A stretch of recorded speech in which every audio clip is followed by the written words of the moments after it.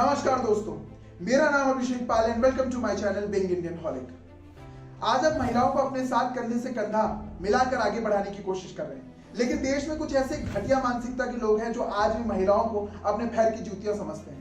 उनको आज भी वो सिर्फ अपने लिए खिलौने की तरह इस्तेमाल करते हैं। वो ये चाहते हैं कि जो वो कहें सिर्फ उतना ही हो, अगर उससे ज्यादा होगा तो कहीं ना कहीं उन्हीं के लिए दिक्कत होगी। और बात सिर्फ यहाँ पर खत्म नहीं होती। इस देश में धर्म, जात पात, ऊंच नीच ये सिर्फ आज की कहानी नहीं, कई साल पुरानी कहानी है। और इसको झेलते हुए आज का समाज या पुराना समाज इसको लगातार झेलते हुए आ रहा है। जिस देश में आज बड़ी बड़ी टेक्नोलॉजी की बात करी जाती है, बड़ी बड़ी चीजों की बात करी जाती है, ये ट्रिलियन वो ट्रिलियन की बात करी जाती है, लेकिन जब बात महिला की सुरक्षा की आती है तो कहीं ना कहीं लोग इसमें सोचते हैं कि यार ये हमारा मैटर थोड़ी ना है, छोड़ो, रहने दो, कौन बोले। लेकिन जब बात यहाँ पर आपके खुद के ऊपर आएगी तब क्या करेंगे आप? तब एक कोना पकड़कर सिर्फ आपके पास रोने के अलावा कुछ नहीं रहेगा। क्योंकि जब आवाज शायद उठाकर इसके लिए कोई सख्त कानून ला देना चाहिए तब तक तो हम चुप रहते हैं, लेकिन जब आप बीती होती है, खुद पर ये कुछ ऐसा होता है, तब शायद उस तकलीफ का एहसास होता है। अब बात करते हैं आखिर आज ये वीडियो बनाने का मकसद क्या है। प्रयागराज में एक बेटी के साथ दुष्कर्म किया जाता है, उसके बाद उस बेटी के पूरे परिवार को और उस बेटी को मार दिया जाता है। लेकिन उसके बाद क्या होता है?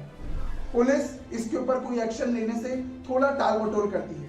जब उस बेटी के समाज का कोई नेता उसकी आवाज बनकर उसको न्याय दिलाने के लिए आगे आता है तो पुलिस वाले या वहां के प्रशासन उसकी आवाज को डरा धमकाकर दबाने की कोशिश करते हैं। हो जाएगा सर, हम फालतू बात नहीं करेंगे। हाँ जी, ठीक है, पोस्टमार्टम रिपोर्ट डाल लो, FIR कॉपी लो। फालतू बात क्या होती है? मर्डर हो गया, 4 मर्डर होगा। नेतागिरी नहीं है, समाज के समाज के पारसी समाज का दुख होता है। तब तक कहा गए, अरे यार जी बताइए, बस सुन लिया मैंने। समाज की बात कर रहे हैं सर, ज्यादा ना बोलिए, मैं बता रहा हूँ। ये तो 2 मिनट में यहीं से उठा के फेंक भी दूंगा। मजाक बना रखा क्या?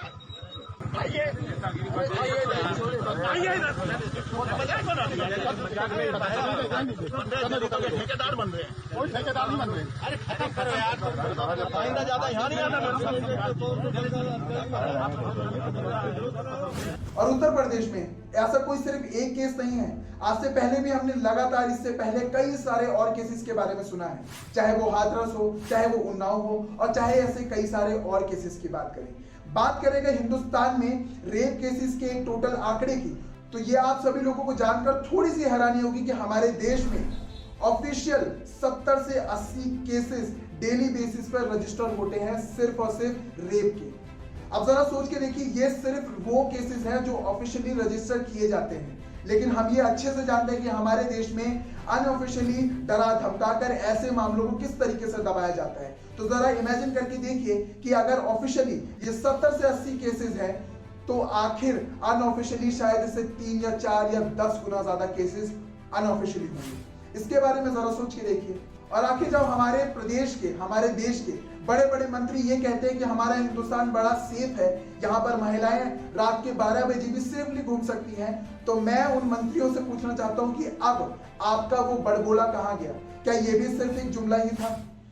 16 साल की बच्ची गहने लाकर स्कूटी पर रात को 12 बजे भी यूपी की सड़कों पर निकल सकती है, कोई डर का।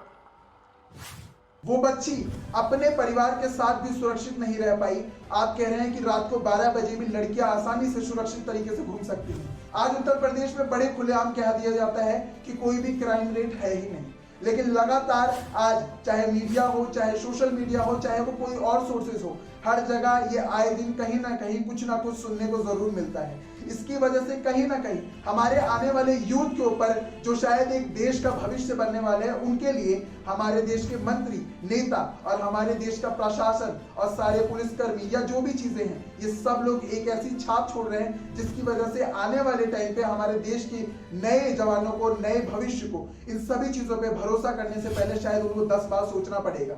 जब कहते हैं कि यूथ इस देश का आगे आने वाला भविष्य है, तो कहीं ना कहीं उस भविष्य को सुरक्षित रखने की जिम्मेदारी देश में सरकार की और देश के प्रशासन की पूरी जिम्मेदारी बनती है।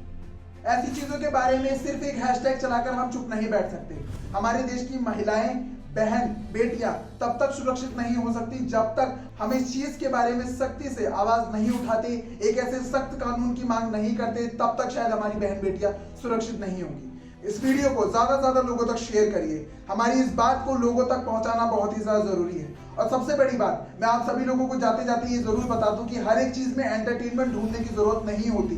देश के सीरियस मुद्दों पे भी आप लोगों को, हम लोगों को एक्टिव रहना उतना ही जरूरी है जितना हम एंटरटेनमेंट या और किसी फील्ड के बारे में जानने के लिए या उसे देखने के लिए उत्सुक रहते हैं। क्योंकि ये देश हमारा है, इस देश को बदलना या इस देश में हर एक चीज के बारे में सोचना ये हमारी ही जिम्मेदारी बनती है। तो इस वीडियो को ज्यादा से ज्यादा लोगों तक शेयर करें। तब तक के लिए जय हिंद।